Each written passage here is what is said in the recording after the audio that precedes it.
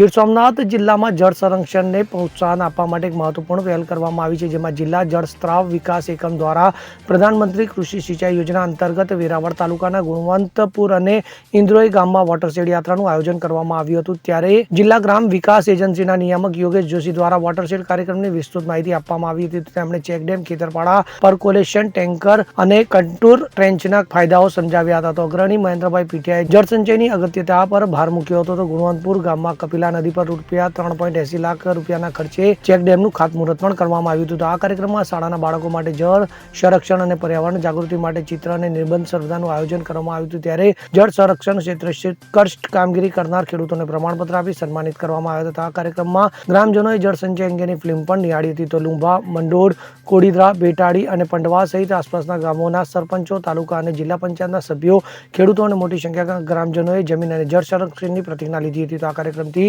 વિસ્તારમાં જળ સંરક્ષણ અંગે જાગૃતિ વધશે અને ભૂગર્ભ જળસ્તર ઊંચું આવશે તેવી આશા વ્યક્ત કરાઈ હતી।